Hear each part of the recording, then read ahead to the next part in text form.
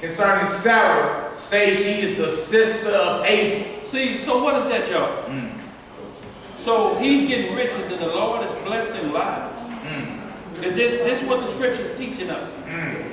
Or is there a deeper meaning there? Exactly. Is there a permissive will going on here that's going to be explained? What you got, King? Now, we're talking about the same God that provided manna in the wilderness, and I don't remember reading where Abraham prayed to God and asked God, I need you to take care of me or bless me. So this same God that we're talking about, if he chooses to, he could have even more richly blessed Abraham where he was at. Of course, like you told Elijah, go by the river, but I'm gonna have birds bring you food. Right, because God always provides a way. For sure, but check this out. The problem is that like Abraham lying ain't considered a sin right there. Right. That's where the brother going. He's like, right, there must be some type of permissive will. Even though the Lord say no lying, there's certain situations that come up to where, like brother is playing right here, he spared his whole household, his wife, and all that because he had to tell him, look, just tell me my sister, the fear of God is not her. Right. So we're gonna play it like this. He was looking down the line and was like, look, let's play it like this. We all did. Right. He was with. So look, and it ain't like he was lusting just to go into Egypt because he heard that they give a 2 for 1 at the restaurant. It was a previous fact. Y'all understand? So y'all really are saying the same thing about if you forced to work on the Sabbath when hunger set in. The Sabbath was made for man. You got to understand. Food don't come with you standing back unless you put yourself in a position to be cast out like that, y'all. So these are the examples of permissive will when you in the lion's den. This the lion's den, y'all. This nation don't care nothing about the Sabbath day. You know why? Because what they start off with on Friday. Thank what? God's right. And what does that mean behind that? What do you do after that? When you Hold up. Where we go? What they offer at the beginning of the Sabbath? What they offer? 2 for 1.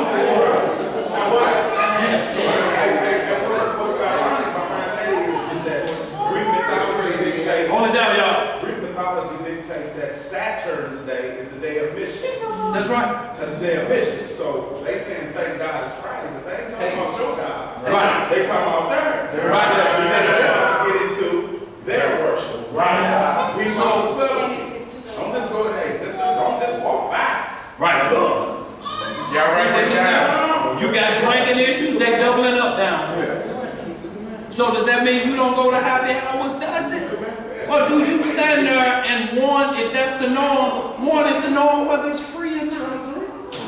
It's free. Why is one, when it's free, you gobble all you can? Hell is free. Drunkenness. You don't know what's free? Hell is free too. You can say it a lot today, boy.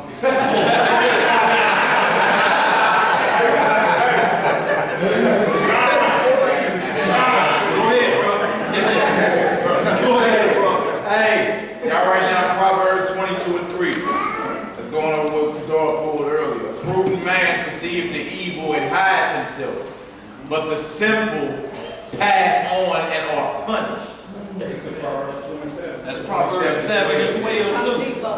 And y'all, we just gonna hit a few more, y'all. We got about 10 more minutes, y'all. We just want to hit these last few, y'all, so y'all can see and understand and be able to explain, y'all, because the naysayer, what they are going to bring to you are these type of scriptures to make you see if you truly understand the law of God and why things happen and people, or like they say, get away with certain things because they're going to ask you this. Hold on. Now you tell me, because I like to do this with another man, is any different than what Abraham did? Way different. But you're going to have to explain it. You're going to have to explain it because of what the law says thou shalt not do. Yeah, that's good. And then they would have to find some permissive will where he allowed 2 men to do that. And it ain't going to be there. It ain't going to never be there. Verse 7. Hold on, what you got, Justin? Listening to the show, it was like Daniel versus Israelites. He tried to say that Daniel, not Daniel, they had a love that surpasses a woman. And every woman in here say that about us. You got with him, bro. Your boy, he like this my boy.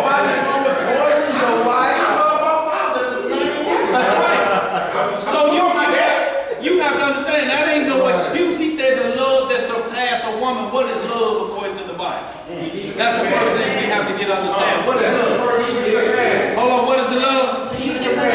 He loved him, the commandment wise, more than a man loves his woman. Why? Because a friend will lay down his life for his friend. See, Jonathan laid down his life for David because his father wanted to kill his best friend. That's right. That's it. And not only that, if he did it, he know, guess what? Jonathan, I got to die because of my father's sin. You think the Philistine killed Jonathan because he did anything wrong? No. Jonathan had to take the dirt down because of his dad. That's right. He won't be judged by him. He'll be judged about him and David, how well they got along, but he won't be judged by what his father did, turned his back on the Most High. But just like kings have to go the way David's sons had to do the same thing. Black on black crime never left their house. Go ahead, let's read some more, y'all. We got about 10 minutes. Verse 7. And yet, with all these orders, Abram did not put confidence in them. What he did not do? He did not put confidence in them. See, Abraham didn't trust somebody else when their life gets on the line. Right. Because they could have raised the sword. Lie! You dare stand here and say that that is his sister? What you gonna say? That blade is shining in the sun. No, he told me to lie. He told me to lie. Look, all you got to do is watch the first 48. All that tough talking about I never turned on my boy. Hell, they crying before the dude started writing on the paper. What the problem with man? He made me do it. He said we weren't gonna get caught. Shut up.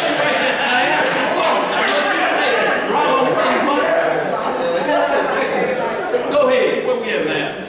But he took Sarah and placed her in a chest and concealed it amongst their vessels. Right. But Abram was greatly concerned about Sarah on account of the wickedness of the Egyptians. That's right.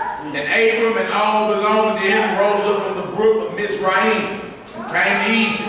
And they had scarcely entered the gates of the city. Hold down, y'all. When the guard stood up to them, saying, Give tithe to the king from what you have, and then you may come into the town. And Abram and those that were with him did so. So the king said, look, before you come into Egypt, how much paper you got? Y'all got anything, or y'all just coming in here big?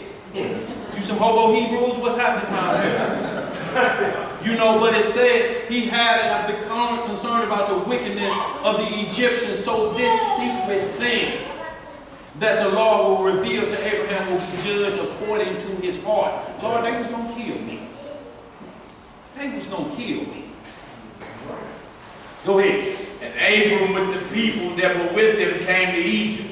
And when they came, they brought the chest in which Sarah was concealed, and the Egyptians saw the chest. And the king's servants approached Abram, saying, What is thou here in this chest which we have not seen? Now y'all know heart's about to jump out of his chest at this point. Go ahead, man. Now open thou the chest and give tithe to the king of all that it contains. And Abram said, This chest I will not open, but all you demand upon it I will give. And Pharaoh's officers answered Abram, saying, It is a chest of precious stones. Give us the tenth thereof. You hear what they saying? They're like, why you won't open it? What's in there? No, what you trying to hide? We get a piece of everything. It's like the king of New York. If a nickel bag sold, I won't eat. That's right. You got sharp for everybody. Right. Go ahead. Go ahead, bro. Verse 12. What it say? Abram said, All that you desire I will give, but you must not open the chest. Right. And the king's officers pressed Abram, and they reached the chest and opened it with force. And they saw, and behold, a beautiful woman was in the chest. And when the officers of the king beheld Sarah, they were struck with admiration at her beauty. Y'all see this, y'all? Struck with admiration. I'm talking about these are gate mouth. That's in the gate mouth. Mouth just open. Somebody's had to go like this. Y'all know what they saying. servants of Pharaoh assembled to see Sarah, for she was very beautiful. What was she? Very beautiful. And the king's officers ran and told Pharaoh. Do y'all understand this? Do y'all understand this? Everybody was gathered around. She was fine. Well, go ahead, bro.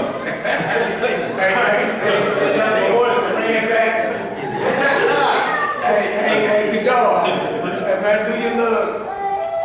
Go ahead, man. What you say? What it was a little I was like.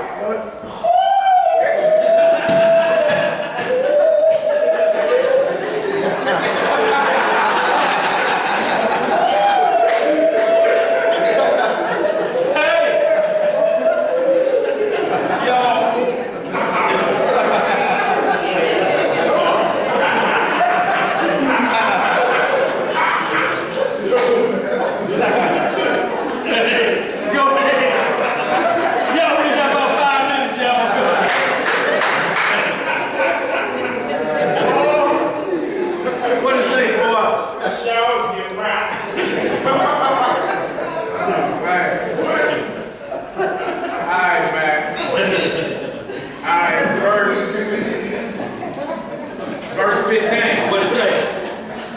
This is the rest of 14. Yeah. And the king's officers ran and told Pharaoh all that they had seen. And they praised Sarah to the king. And Pharaoh ordered her to be brought. And the women came before the king. And the woman came before the king. Right. And Pharaoh beheld Sarah, and she pleased him exceedingly.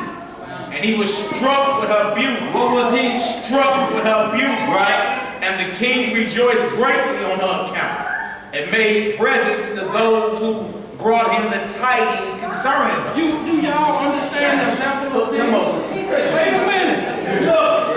Look, what when y'all give him everything he asked for. Everything I said. Look, just like Pharaoh. Like Esther was, just like Pharaoh with Philip's wife. They danced for him. He gave half of the kingdom. Sure did. Dance for him. Kingdom, baby. Right. Go ahead. Y'all, let's just finish this up, y'all. We got 2 more scripts and y'all, we're gonna be out of here. Go ahead, finish that up, man. Y'all, we're gonna write down the rest of them, y'all. Go ahead, bro. All right, verse 15. And I'll read it. Yeah, verse 16. And the woman was being brought to Pharaoh's house. And Abram grieved on account of his wife. Right. And he prayed to the Lord. What did he do? Prayed to the Lord. Right. To deliver her from the hands of Pharaoh. So what is he doing at this point? If he praying to the Lord? Correcting what? Any misdeed or whatever he's doing. Lord, please, you know I didn't do this. And see, we can't tempt the Lord. Some will say, well, why he just didn't stand out there and wait for the Lord to rain manna down from heaven? Why didn't he? If he a man of the Lord, so He was a baby. it said Christ was tempted in like manner, and that's why when Christ said, Lord, if this cup will pass from me. That's right. See, y'all, we talk death like it ain't nothing. But I guarantee you, all of us talk about the kingdom, but if they said death is being passed out, y'all in the parking lot. Huh? Who making habits in here? You gonna make habits in here, because ain't nobody going out. Right. That's the same thing we like. That's right. He said he was subject to the same passions we was, but he prayed earnestly that it died. That's right. And it did. And the family was living. That's right. That's right. Go ahead, Joe. Verse 17.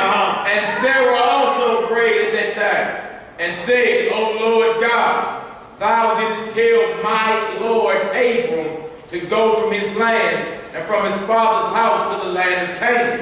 And thou didst promise to do well with him if he would perform thy commands.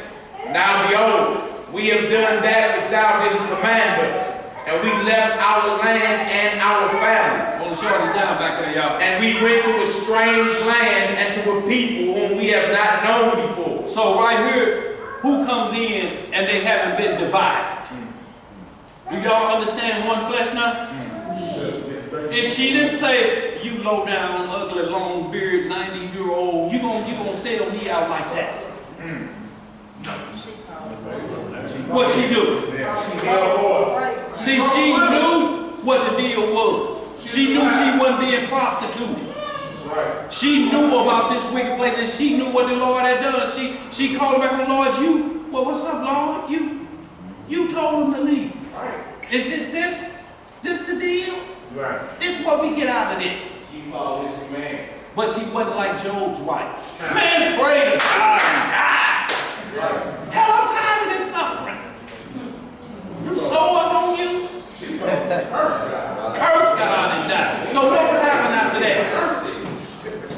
He said, thou speak as a foolish woman. Go ahead, where we at? Verse 18. What to say, y'all? We ain't got long. 4 minutes and 30 seconds. Go ahead. Verse 18. And we came to this land to avoid the famine. And this evil accident has befallen me. Now therefore, O Lord God, deliver us and save us from the hand of this oppressor, and do well with me for the sake of thy mercy. For the sake of thy what? Mercy. See, it has to be mercy at this point, because he could have just said no. Yeah. I'm looking for faith. Now wait a minute. Right. Was this before or after Isaac was put on the altar? Before. Okay, so this is a faith building for Yeah. the greater thing that's coming. Great thing. I'm gonna ask for your son next. Right. Let's get some more. What we at? Verse 19. What it say? And the Lord hearkened to the voice of Sarah. What he do? And the Lord hearkened to the voice of Sarah. Right? And the Lord sent an angel to deliver Sarah from the power of Pharaoh. And the king came and sat before Sarah. And behold, an angel of the Lord was standing over them. Right? And he appeared to Sarah and said to her, do not fear, for the Lord has heard thy prayer. What did you hear? Thy prayer. See, y'all, at this point, Sarah wasn't concerned about what Abraham did. She looked like, look, my husband called up. He called up. And her prayer was heard because she was a boy. That's right. That's it. That's a very profound point right there. Her prayer was heard because she was a daughter. She didn't go out of the daughter and pray to God. She prayed in the daughter. Hold on, you shredded. She didn't say, hey, you know what? You're a sucker. I'm going to go to the Lord. And he gonna work it out. You That's right. She was like, dang. All right, I'm gonna do what you said, Abraham. She's calling the Lord too. And then she got blessed because she was in order. That's right. She followed what her head said regardless. And not only that, but the deal was, the righteous thing about Abraham, she knew where he was at. She knew what he was ordered. And when she said, look, Lord, you brought him out. Please save us from this. That's right. With your mercy. So she's not saying because we came out. She's saying, yeah, we came out, but it's still your mercy. Because right now, rightfully, we could be done. And we're going to see the next verse what she said. That's right. So this may trip some things up again. What you got? Is this following with all things lawful for me? All things are not expedient. All things are not expedient? Yeah. Y'all, sometimes it takes, and what brought me, he's speaking of that Ephesians where all things are lawful, but all things are not expedient. When situations where a lot of times you don't understand why the thing is happening just yet, but you will find out later on, like your mom, I know that's why you was putting that hot wheel track on me. I didn't understand it, but I understand it perfectly now. Now I can relate this. What you say? Oh, yeah, that hot wheel track. Go ahead, bro. Verse 21. What it say? And the king approached Sarah and said to her, what is that man to thee who brought thee hither? And she said, he is my brother. Now wait a minute here. Did she just ask the Lord for mercy? Or she got to Come on. What was the other? They kept her in the mercy. See, y'all, this is the difference, y'all. Now understand what we're saying here, y'all, because what we're doing is preparing y'all for the naysayers. They're going to bring you Abigail and David. Why did Abigail go around her husband? See, we got to be careful, because if it worked for one, it got to work for the other. Why did she go against her husband's commands? We told her. He was an idiot. But we'll get to that. We'll get to that, y'all. But this is the only thing I'm saying. Y'all, if we're not sharp, it'll seem like the scriptures is contradicting themselves for certain events. Right, exactly. You know, Nabal was a wicked man too, but there was a different situation here with his wife understanding still right, because if he told her, he said, to hell with David. But I care about David. She didn't withhold nothing. He was drunk at the time. David about to kill that boy. And David was going to put him to death, so she did save her husband's life, but she didn't tell him nothing until he sobered up. The next morning, she still didn't keep it from him, so she still was righteous in what she was doing. See, most people say, no. Now how's she going to go against her husband and give David them something to eat? That's going against her husband, ain't it? Pacified, right? But in the spirit, in the permissive will, I know who David is. My husband drunk. He don't understand this, but she did not say nothing. She waited till he sobered up where he can understand the things. She said, look, David came by here and you was full. I gave him the cakes and the raisins to save your life. What do you think? You did what? And she just went on the way, and the Lord struck him down later on. Put him in the grave. See, she did no wickedness. Even though there's a line you can't cross on that side, you can't agree to wickedness under no circumstances. So y'all, just because it's there, when we talk about what Bro talked about that when she was in order, she listened to us, she knew the whole deal. It was up front. Why are we going into this lane? He had already told her, baby, he beheld her with a hungry belly. You fine as gold hair. You fine, baby. They gonna want you. So she knew, baby. So y'all, when we read into this, we understand the Most High's will, because he don't tempt us with evil. He try us. Like James said, he don't never tempt us with evil. Go ahead now, finish this out. Y'all be out in 4 minutes. Verse 22. What's that? The king said, it is incumbent upon us to make him great, to elevate him, and to do unto him all the good which thou shalt command us.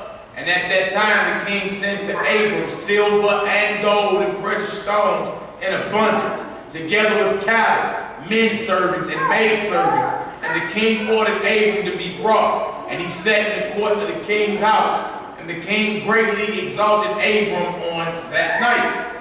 And the king approached to speak to Sarah, and he reached out his hand to touch her. When the angel smote him heavily, and he was terrified, and he refrained from reaching to her. See what he did, y'all? He refrained. He gonna put his hand out there to get him a feel. And that hand withered up like this, and he snatched it back. He like, wait a minute. Go ahead, read a little bit more, man. We're gonna get right into the next one. Go ahead, man. Verse 24. What it say? And when the king came near to Sarah, the angel smote him to the ground, and acted thus to him the whole night. And the king was terrified. Now y'all think about that. Every time he tried to put down his Playboy moves, they was restricted. Hand, whatever move he used to do with that, the smooth talk, all of it was restricted, and he was terrified. He's like, wait a minute, now something ain't going right here. I'm the Pharaoh, I'm the king of the world at this time. What she mean? What is going on? Go ahead, bro. Verse 25. And the angel that night smote heavily all the servants of the king and his whole household on account of Sarah. And there was a great lamentation that night amongst the people of Pharaoh's house. And Pharaoh, seeing the evil that befell him, said, surely on account of this woman has this thing happened to me. And he removed himself at some distance from her and spoke pleasing words to her. And the king said to Sarah, tell me, I pray thee, concerning the man with whom thou came here. And Sarah said, this man is my husband. And I said to thee that he was my brother, for I was afraid, lest thou shouldst put him to death through wickedness. And the king kept away from Sarah, and the plagues of the angel of the Lord ceased from him and his household. And Pharaoh knew that he was smitten on account of Sarah, and the king was greatly astonished at this. And in the morning the king called for Abram and said to him, what is this thou hast done to me? See, right here, Sarah told the truth, but still saving Abraham, but it was the Lord had already showed. I got your back, Sarah. Go and tell him the truth now. The same way with Abigail, when Nabal sobered up, go and tell him the truth of what happened. It can't be no secrets with the Lord. No secrets like that from your better half and y'all one flesh. It can't be no secrets like that. So y'all, that's why we have to truly understand what the Lord is saying here. She was one with Abraham down to the end, and when she knew the Lord protecting her, she told him, she said, look, because he asked her flat out, who is this man? You know, he my brother. And he's like, hey, well, I kind of figured that already with the way my body feeling now. Go ahead, brother.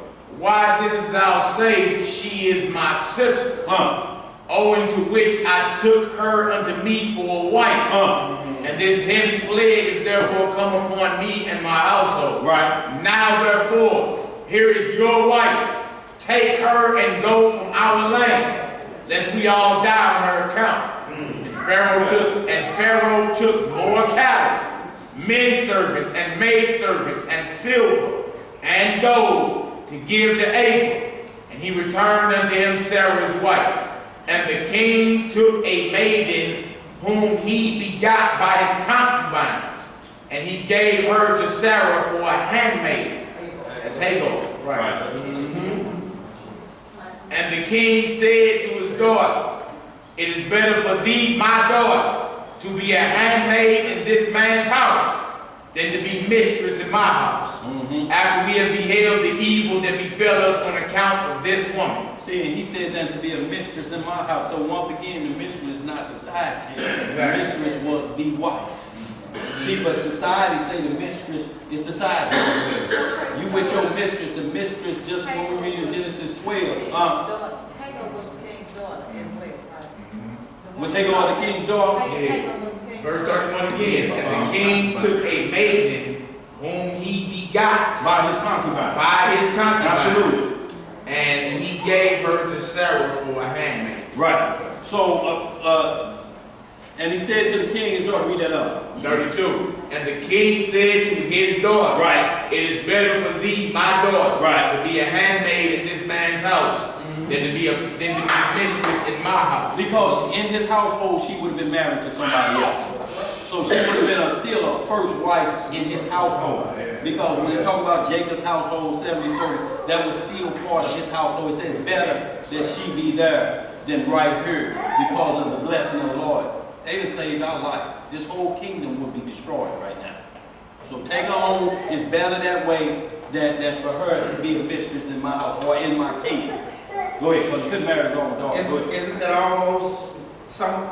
almost in many ways like the Exodus of Egypt when it was the many people of Israel? Because the only main difference is that this Pharaoh's heart was not hard. And he didn't lose his son. He gave it. He gave his daughter, but he sent him away with riches. He acknowledged God and said, now y'all go be blessed, because I don't want the wrath that's going to come behind if I mess with you. Right. Verse 33. Right. And Abram arose, and he and all belonging to him went away from Egypt. And Pharaoh ordered some of his men to accompany him, and all that went with him.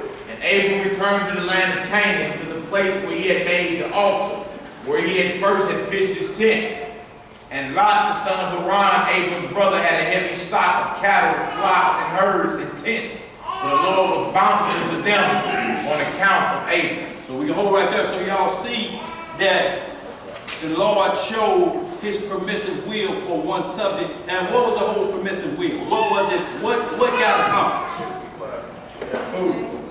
Huh? Get food. Came away with the riches. Not only that means that could be something else. What was the underlying mission here? Who came to understand who God was? Who was it? That was the whole scenario. That was the whole thing to bring others of the other nations into the fold. What's up, y'all? Okay. All right. So that was the whole thing, y'all, to bring Pharaoh into the fold of the Most High through his servant Abraham. Because he said, I know about y'all God. What y'all laughing over there about? What's over there?